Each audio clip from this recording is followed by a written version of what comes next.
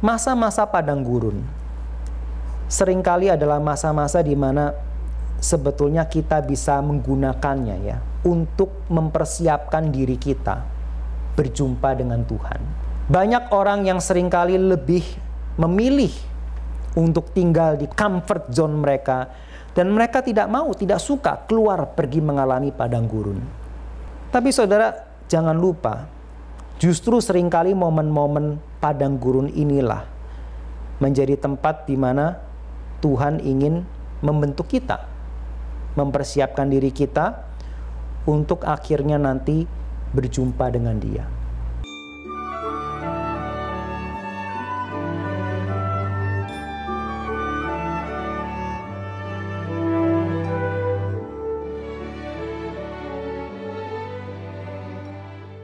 Yang ketiga, saudara sekalian, padang gurun atau wilderness bukan sekedar tempat di mana penghakiman Tuhan dinyatakan, bukan tempat di mana kita berperang, mengalami peperangan rohani, tetapi yang ketiga, padang belantara adalah tempat persiapan, tempat pembentukan, tempat perubahan, tempat di mana kita umat Tuhan itu mengalami transisi, ya, perubahan.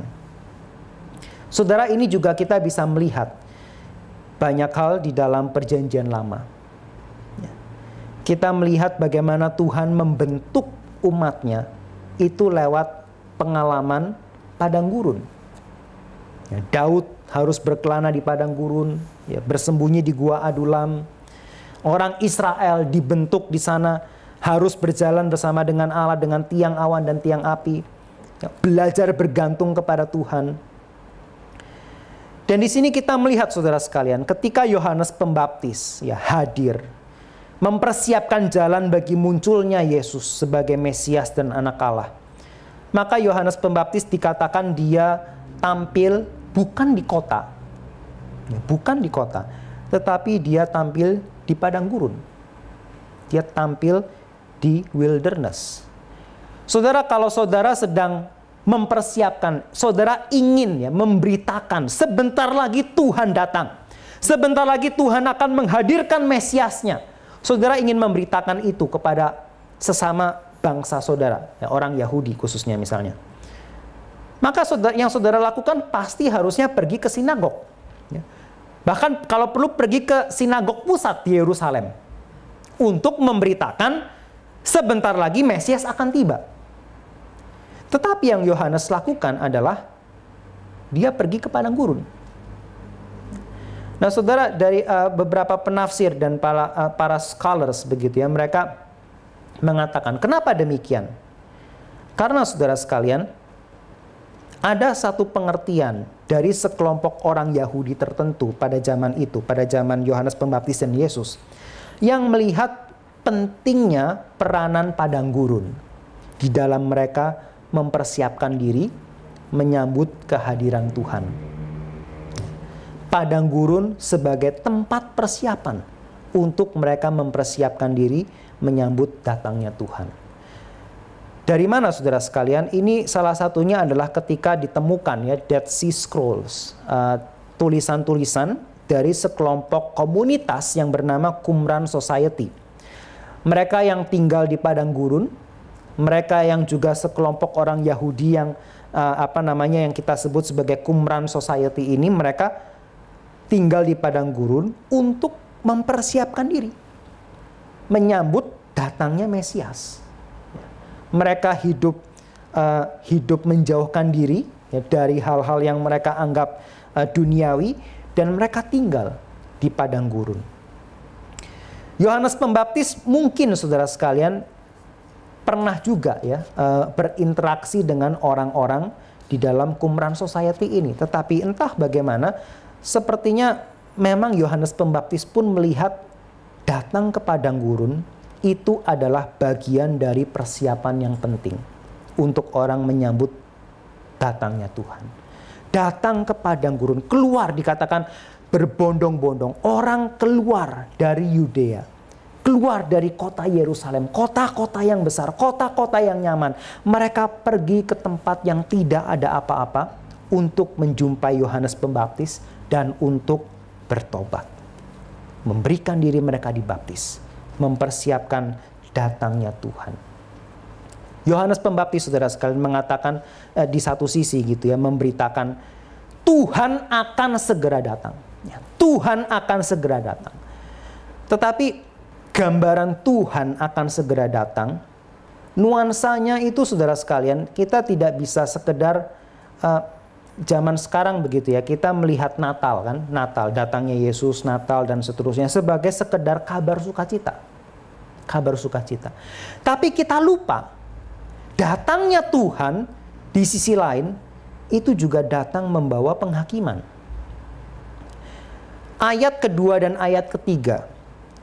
Seperti ada tertulis dalam kitab Nabi Yesaya. Lihat, aku menyuruh utusanku mendahului engkau. Ia akan mempersiapkan jalan bagimu. Saudara, ayat kedua ya. Lihat, aku menyuruh utusanku mendahului engkau.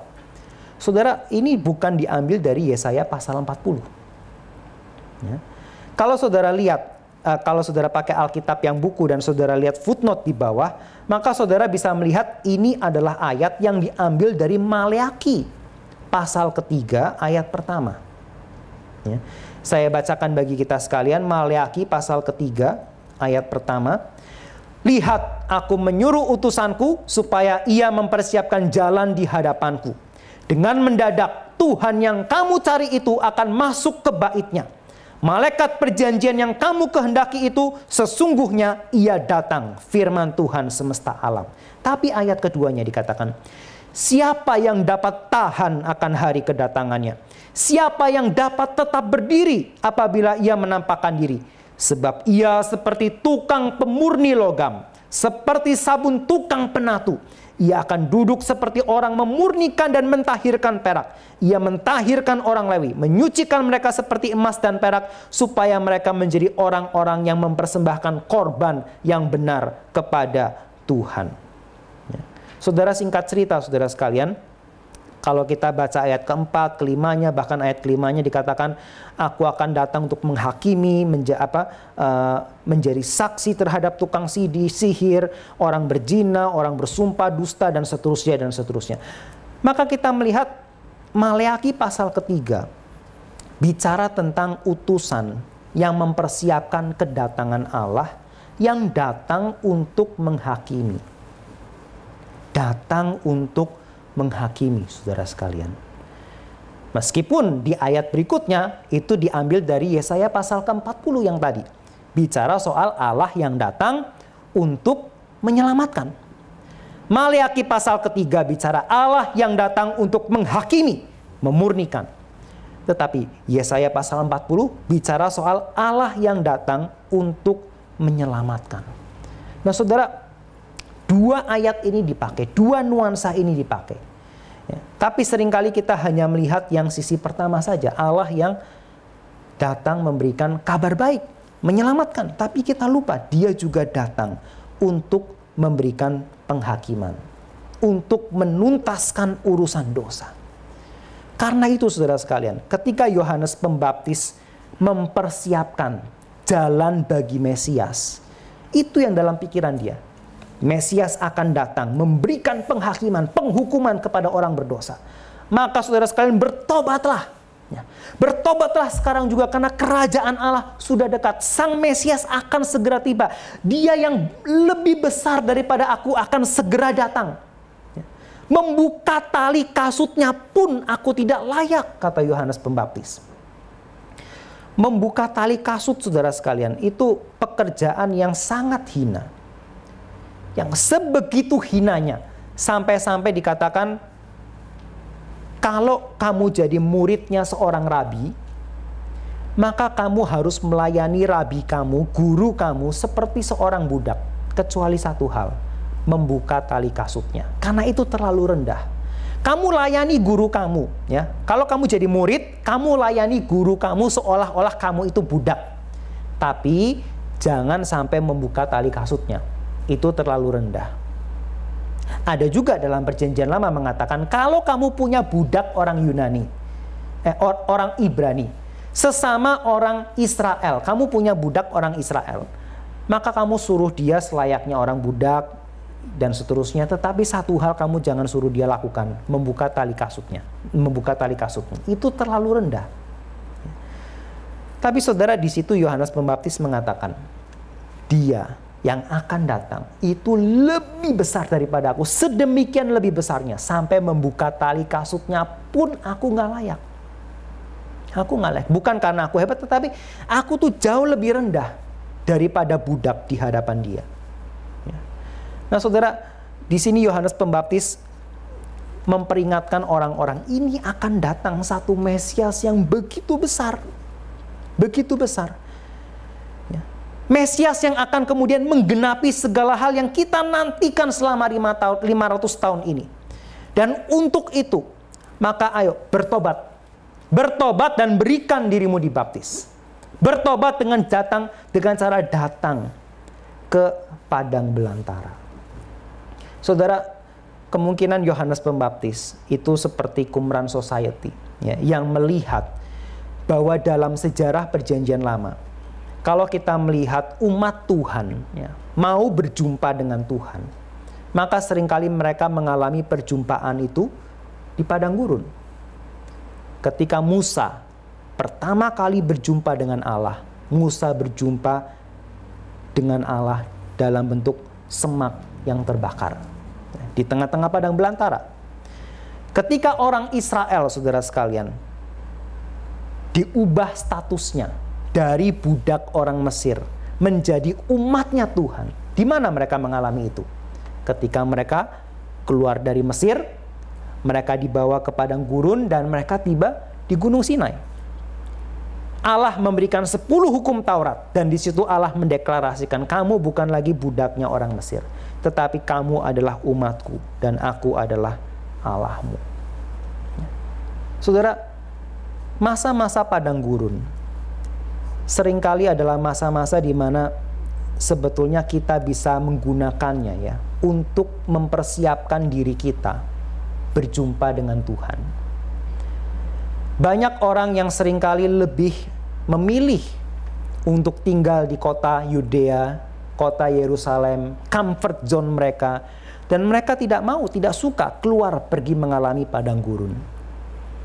Ketika padang gurun datang, ketika badai kehidupan, ketika kesulitan, kegersangan itu datang, kita akan mencoba segala cara untuk segera melewatinya dengan cepat. Kalaupun tidak bisa lewat, saudara sekalian, kalaupun padang gurun itu terus ada di depan kita, dalam kehidupan kita, maka mungkin kita kalau bisa tutup mata, ya sudah tutup mata. Ya. Bagian ini dalam hidup saya, rasa saya, malas sekali menghadapinya. Sudahlah, saya tutup mata saja, saya akan mendistract diri saya dengan hal-hal lain. Ya, dengan hiburan kah, dengan entertainment kah, dengan hal-hal yang bikin hidup saya itu kayaknya lebih enak. Dan kita tutup mata terhadap pergumulan ini. Kalau bisa bahkan kita melarikan diri dari pergumulan ini. Tapi saudara, jangan lupa, justru seringkali momen-momen padang gurun inilah menjadi tempat di mana Tuhan ingin membentuk kita, mempersiapkan diri kita untuk akhirnya nanti berjumpa dengan Dia, menjadi lebih dekat dengan Dia, lebih mengerti isi hati Tuhan. Saudara, kalau orang mengatakan, tapi hidup saya ini kayaknya terlalu nyaman, ya, tidak mengalami padang gurun. Saudara, memang ya, tidak semua kita hidup dalam konteks seperti orang Kristen zaman itu, dilempar ke arena gladiator dan seterusnya. Kita hidup memang relatif nyaman, saudara sekalian. Tapi sebetulnya saya percaya kalau kita mencoba setia kepada panggilan Tuhan dalam berbagai konteks hidup kita, saudara sekalian, maka kita akan merasa tertantang akan banyak hal. Ya. Kalau kita setia, ya, sekedar pelayanan di gereja misalnya, kita mau setia menjalankan pelayanan saya di gereja, saudara pasti akan mengalami tantangan di mana saudara harus belajar sangkal diri. Datang secara fisik, ya, atau menghabiskan sebagian waktu untuk mempersiapkan ini dan itu. Ya, mungkin merelakan sedikit waktu untuk kita istirahat atau rekreasi bersama keluarga. Kalau kita mau setia kepada Tuhan, ya, pasti kita akan menghadapi momen-momen di mana kita rasa tidak nyaman. Tidak nyaman. Dan jangan terburu-buru melewatkan momen-momen seperti itu. Karena seringkali itu adalah momen di mana kita diajar gitu ya, untuk bergumul di hadapan Tuhan. Mengakui segala kelemahan kita dan bertobat. Seperti yang dikatakan oleh Yohanes Pembaptis. Saudara, kalau kita bergumul, ya, lalu kita mengalami kesulitan, lalu kita memutuskan untuk hadapi kesulitan itu. Kalau kita menghadapinya dengan kekuatan kita sendiri, itu juga saya rasa berbeda ya dari apa yang dikatakan oleh Yohanes Pembaptis di sini. Ketika kita mengalami masa-masa kesulitan, tantangan, biarlah kita jadikan itu momen untuk kita belajar bergumul di hadapan Tuhan. Sekalipun saudara merasa pasti bisa, ya, entah bagaimana, tapi aku pasti bisa menyelesaikannya. Tapi saudara, coba pakai momen-momen itu untuk datang bergumul di hadapan Tuhan. Untuk minta Tuhan koreksi kalau ada hal-hal yang salah dalam diri saudara. Momen-momen pertobatan, saudara sekalian, itu bukan sekedar momen yang terjadi ketika kita pertama kali percaya kepada Yesus.